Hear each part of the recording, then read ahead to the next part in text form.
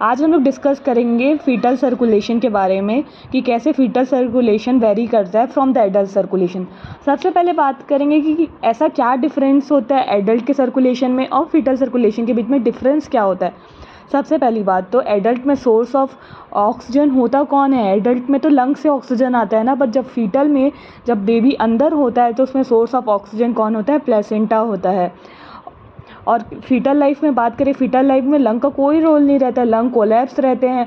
उसके जो पल्मोनरी वेस्कुलेचर रहता है उसका रेजिस्टेंस बहुत ज़्यादा हाई रहता है। इसीलिए जैसे कि पल्मोनरी आर्टरी का रेजिस्टेंस बहुत ज़्यादा हाई होता है, जिसकी वजह से मिनिमल ब्लड फ्लो रहता है हमारे लंग्स में। और कुछ चीज़ें जो इंपॉर्टेंट रोल प्ले करती है फीटल सर्कुलेशन में, वो होता है हमारा ductus arteriosus, ductus venosus, foramen Oval. ये सब अभी इंपॉर्टेंट हमारे सर्कुलेशन में आएगा, उसको डिस्कस करेंगे। तो जो हमारा हार्ट का चैम्बर्ड स्ट्रक्चर है वो कब डेवलप होता है, 6 वीक ऑफ इंट्रायूट्राइन लाइफ में हमारा जो हार्ट का चैम्बर्ड स्ट्रक्चर है, जो 4 चैम्बर्ड स्ट्रक्चर है, वो डेवलप हो जाता है। उसके बाद हम लोग फाइनली फीटल सर्कुलेशन को पढ़ते हैं। सबसे पहले ये हमारा थोड़ा रफ डायग्राम है पर अच्छे से समझ आ जाएगा। सबसे पहले ये हमारा क्या है, प्लेसेंटा है। हमको पता है प्लेसेंटा में एक वेन जाते हैं और 2 आर्टरी आते हैं। तो सबसे पहले हम वेन से, यहाँ पर सबसे इम्पॉर्टेंट क्या होता है, जो फीटल का अम्बिलिकल वेन होता है वो ऑक्सीजनेटेड ब्लड कंटेन करता है और जो अम्बिलिकल कॉर्ड है वो डीऑक्सीजनेटेड ब्लड कंटेन करता है। तो सबसे पहले अम्बिलिकल वेन में कितना ऑक्सीजन सेचुरेशन है, उसका SpO2 कितना है, 80%। जितना भी हो प्लेसेंटा से ऑक्सीजनेशन हो रहा है, पर एज़ कंपेरिजन लंग में जितना मतलब सैचुरेशन जितना होता है ऑक्सीजन का उतना नहीं मिल पाता है। तो यहाँ पर सैचुरेशन कितना होता है, 80% रहता है बस। तो ये 80% ब्लड, ये जो हमारा ये एक सिंगल लाइन दिख रहा है अम्बिलिकल वेन, ऑक्सीजन ये ब्लड को कैरी करके जाता है फिर किसको ज्वाइन करता है, पोर्टल वेन को ज्वाइन करता है। पोर्टल वेन फिर कहाँ जाते हैं, लीवर में जाते हैं। नॉर्मली क्या होता है, पोर्टल वेन फिर हिपैटिक वेन को ज्वाइन करके ओवरऑल हिपैटिक सर्कुलेशन के लिए रिस्पॉन्सिबल होते हैं।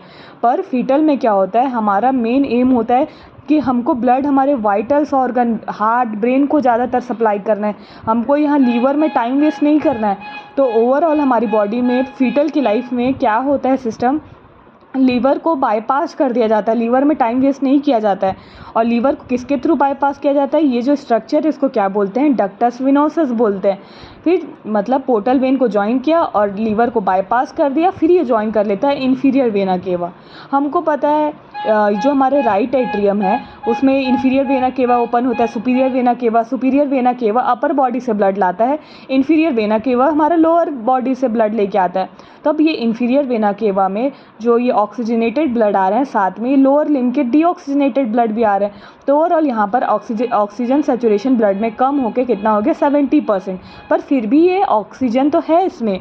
तो अब ये ब्लड गए हमारे राइट एट्रियम में। अब जैसे ही यहाँ पर एक मैजिकल टाइप का मूवमेंट होता है कि ऑक्सीजनेटेड ब्लड का तुरंत 1/3 ब्लड जो है हमारे लेफ्ट एट्रियम में चले जाता है, बचा 2/3। और जो सुपीरियर वेना केवा से जो आ रहे हैं अपर लिम्ब के डीऑक्सीजनेटेड ब्लड, वो दोनों आके और जो 2/3 ब्लड बचा था वो हमारे राइट वेंट्रिकल में आते हैं। ओवरऑल मतलब यहाँ पर क्या हुआ, मिक्स ब्लड आया ना, डीऑक्सीजनेटेड ब्लड आया। तो यहाँ पर जो ऑक्सीजन का सैचुरेशन खाली 55 to 60% रह जाता है। पर यहाँ तो पूरा प्योर 1/3 जो गया था, थोड़ा ज़्यादा ऑक्सीजनेटेड ब्लड गया था और यही लेफ्ट एट्रिया से लेफ्ट वेंट्रिकल में आता है। तो यहाँ पर सैचुरेशन 65% रह जाता है ब्लड का। अब जैसे कि हमको पता है लेफ्ट वेंट्रिकल से ब्लड कहाँ जाएगा, एओर्टा में, और राइट वेंट्रिकल से ब्लड हमारा कहाँ जाता है, ये पल्मोनरी आर्टरी में जाता है।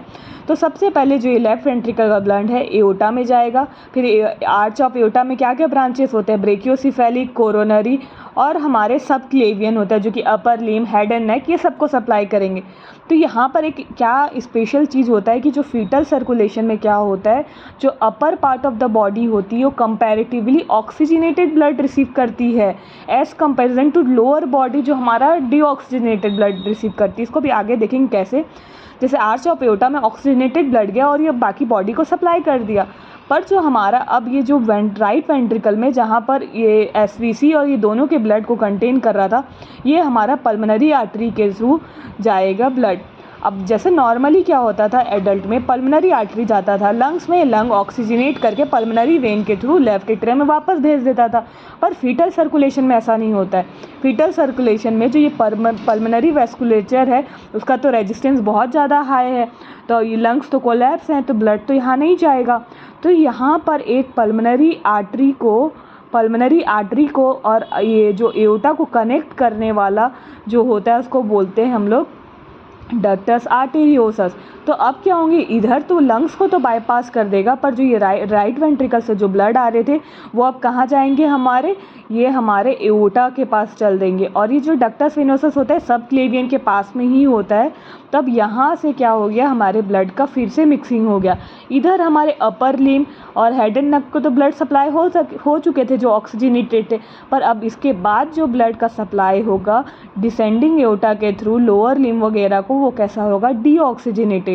फिर फाइनली ये ब्लड ऑक्सीजनेशन के लिए प्लेसेंटा में जाती है थ्रू अम्बिलिकल आर्टरी, जो कि 2 ही नंबर होते हैं। तो और जनरल क्या था हमारा ओवरव्यू, बोले placenta umbilical when portal vein को ज्वाइन किया, तो बाईपास किया लीवर को, फिर आईवीसी में गया, आईवीसी में थोड़ा मिक्सिंग हुआ तो 70% सैचुरेशन हुआ, फिर एक मैजिकल मूवमेंट हुआ जिससे 1/3 तो डायरेक्टली चले गया, पर 2/3 एसवीसी के ब्लड के साथ मिक्स हुआ। एसवीसी के ब्लड के साथ मिक्स हुआ तो इसका सैचुरेशन कम था, इसका सैचुरेशन ज़्यादा था। लेफ्ट वेंट्रिकल अपना ब्लड एओर्टा में ड्रेन किया, आर्च ऑफ एओर्टा से अपर लिम्ब और हेड एंड नेक को क्या मिला, कंपैरेटिवली ऑक्सीजनेटेड ब्लड मिला। पर ये पल्मोनरी वेंट्री यहाँ से जो गया पल्मोनरी आर्टरी के थ्रू यहाँ मिक्सअप हुआ तो लोअर बॉडी को एज कंपैरिजन डीऑक्सीजनेटेड ब्लड मिला। तो ये हमारा था मेन जो डिफरेंस होता है फीटल सर्कुलेशन में और एडल्ट के सर्कुलेशन पे।